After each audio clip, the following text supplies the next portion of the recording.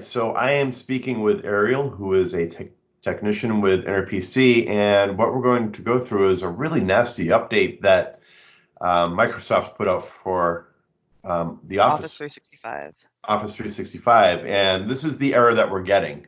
It's basically supposed, what is it, Ariel? It's supposed to help with the search. The point of the update was, according to the update notes, is it's updated and upgraded and enhanced the search feature, but it actually seems to have broken it on many systems. So the error we have right here notably points to the search protocol host and seems to cause some weird error with that. So what we're going to do now is revert the build of Office and also change the channel from monthly to semi-annual so that updates happen less frequently. All right, and the intent on that is if they come out with a bad update, then hopefully within that time period, they'll come up with another patch that will fix their bad update. I think that's the theory behind that, right? Correct. All right, let's get into that. All right. Let's first open up Office, and we're actually going to see that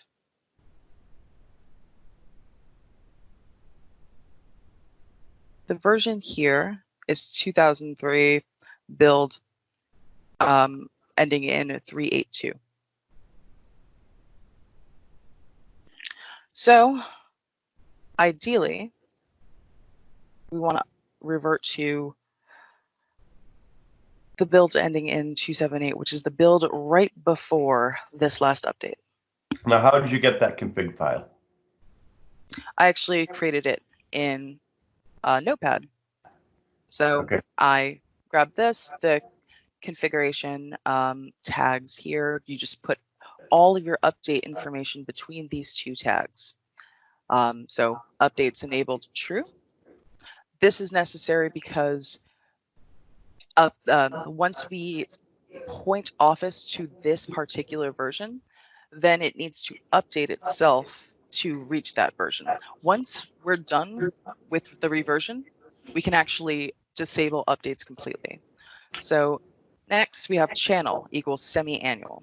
So currently Office is on the monthly channel, which receives updates more often. The semi-annual channel receives updates, I think something like once every 3 months instead. Okay. And this target version is the most important part. This is the version of Office we want to downgrade to. Okay. Now, are you going to have to copy and paste this text somewhere, or is this just for reference? This is going to be what this file right here, the setup.exe, which comes from the Office deployment tool, which I'll talk about in a moment. This is the file that it uses in order to determine what version of Office it's going to upgrade to. Excellent. So, first things first, you want to download the Office deployment tool. What that will do, in fact, let's actually walk through that real quick. Super simple. You open it up, you accept the EULA, press continue, and then you get to choose which folder you extract the files to. The files it extracts are a few test config files and also setup.exe. So next, we're going to grab this path. And once you have the config file that you need, you open a command prompt as administrator and type setup.exe, configure, and then you want to point it to your config file.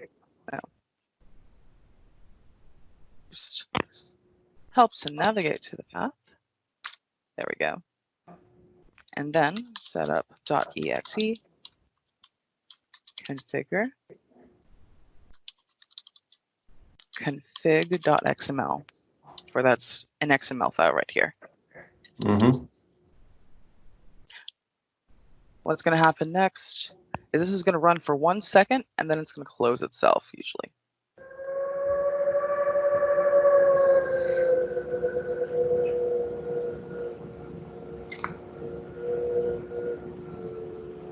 And right now, what it's doing is reverting back to that update, or to a version, Correct. the previous version, right? It's actually telling the Office version, or rather the Office program, what update it needs to grab from the server.